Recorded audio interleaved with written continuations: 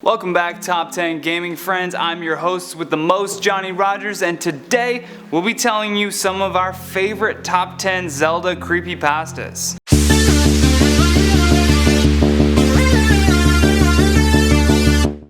In at number 10, Zelda 64 Beta. This is a tale of a glitched Zelda game that reacts to players and offers a free roaming feature chock full of very disturbing imagery and sounds to match. Each time he restarted the map, the player would notice that it would change slightly, so he would have to continue based on only his instincts from the last time that he was in the game. He described the background music to be sounds of moans, sobs, yells, and kind of weird scratching noises. Each temple he explored had a very similar outcome as well. He would reach a large gray colored face with sunken eyes and cracked lips that he would then attack with Link's sword, only to notice that the boss would just burst into flames and fade into a new doorway for him to explore. The first entryway led the player to a white screen that faded them into an endless looking desert. After making their way through the next dungeon and reaching the top of the spiral staircase, they came to a platform with a large arrow pointing off the edge. And because it was the only option, they jumped off the edge and the screen flashed to white again, bringing the player to another new area. It seemed as though someone had created a version of Zelda that reacted to the player's fears and seemingly never ended. The player then warns at the end of the story that it may be a game, but it knows that you're playing. Number 9, The Hands. This creepypasta happens when a player buys a used copy of Zelda and notices something is off when they enter the Shadow Temple. After they drain the well, they notice the evil character Dead Hand, except not its infinite hands, just a single one sticking out of the well. When he defeats Dead Hand, a message saying, "Come back here 30 years in the past, I'll be waiting for you." He knew the game must have meant his 30-year-old copy of Zelda he had up in his attic, so he finds the copy, loads it up, and sure enough, long white bloody hands are sticking out of the ground everywhere. An NPC even leaves him a chilling message that Dead Hand had destroyed their world for the last 30 years because the player had left the game. When he comes face to face with Dead Hand, he's not so easy to defeat him this time. The villain completely destroys Link, even pulling out his organs, ripping him apart. The player immediately shuts off the game and locks it in his attic. The game, however, still haunts him to this day. He sees Dead Hand's face at night, and every day, his own hands grow thinner and whiter. Number 8.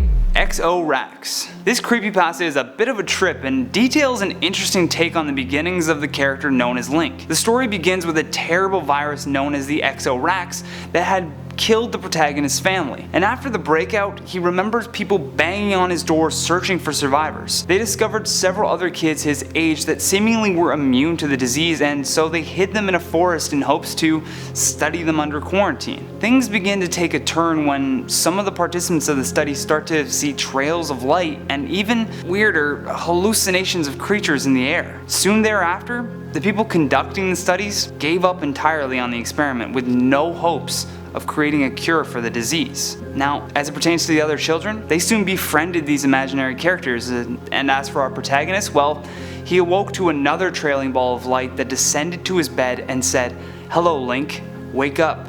The great Deku Tree has summoned you." Number 7, Happiness for Sale. This story is about a real-life version of the Happy Mask salesman. Our protagonist has an interaction with the salesman that it's just creepy beyond belief. He first sees the salesman walking down the street, staring into people's souls with a giant grin on his face. Everyone he passed was left speechless, and when he reached our protagonist, he noticed the man wasn't a man at all.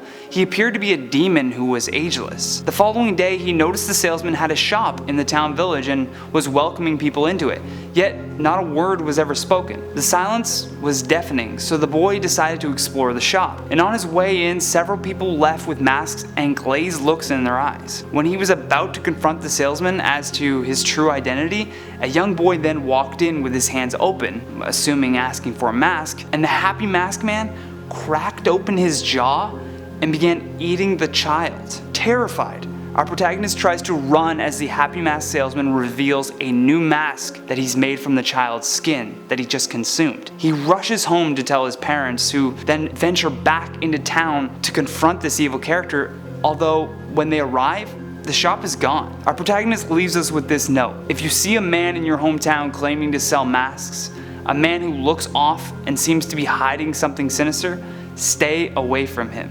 He isn't human. Whatever it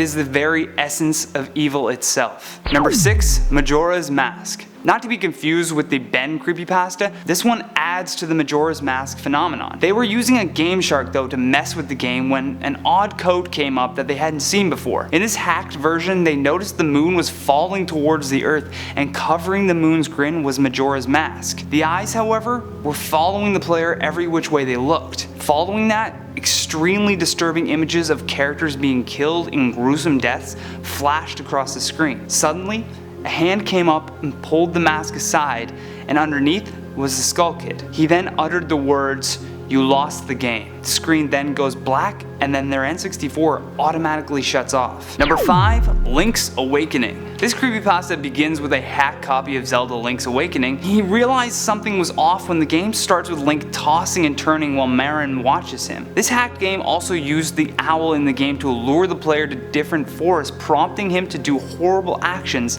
with the sword that he just found. Throughout the game, the player could hear horrible sounds of screams and loud screeching noises anytime he had defeated a character. And after resetting the game to check and make sure that it wasn't a glitch, things became even darker than before. The file name was changed from Link to Black, and the owl was still there, ordering the player to do strange things. They come across a black sword and a wand, and when picking up the wand, the screen flashed, and every tree in the game was now on fire, and every interaction he had with the character soon led to their demise, always with the owl closely in proximity. They would say one last thing, then a flash, followed by a gruesome and very realistic death. Number 4, The Final Days. This creepypasta is almost a fan-made origin story for Majora's Mask. It begins with a man and his team setting out to create towers to replace an old bloody history of their land. They traveled to a valley near an abandoned castle on the edge of a desert and began construction. The man's son is the protagonist in this storyline, and as it continues, he describes hearing strange noises throughout the night while they were going through with the construction.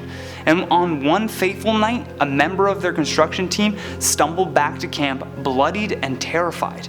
He had a message for the team that the Guardians were watching. He also carried with him a mask that seemed to hypnotize the crew. Even with danger all around them, they continued to build the towers, and anytime the son tried to speak with his father, he could only utter the words, "For Majora, son. We're doing this for Majora." Number 3, Wind Waker. The player hoping to find a download for Wind Waker spent hours searching for a ROM, but time after time they all failed. It wasn't until he was on the 16th page of Google where he found a link to the Legend of Zelda The Wind Waker download. And in a turn of events, the game begins taunting the player, even calling him out by name, after he watched Link be killed in the most gruesome of deaths possible. The game actually said, "You must continue, Evan." And after shutting off the emulator and deciding to explore YouTube, the emulator and the game just started up on their own. Except this time, he just saw countless dead bodies surrounding a tree, but they didn't resemble any of the characters he knew from the game. And when he hit the start button on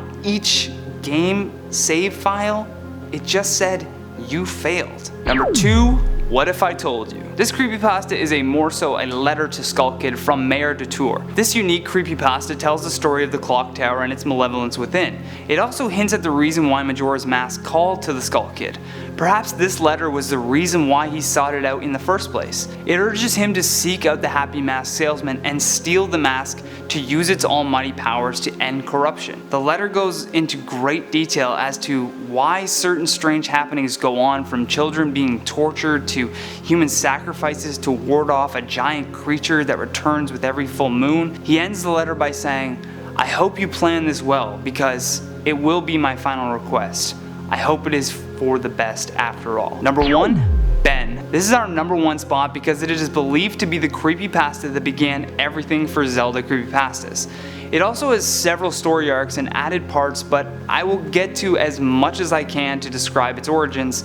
It's a chilling tale of a haunted Zelda Majora's Mask cartridge, and the story includes a demented portrayal of Link, the Happy Mask salesman, and Ben, our mysterious ghost, controlling things within the game and outside of it. Our player starts alone in Clock Town and can only hear the Happy Mask salesman's laugh wherever he goes.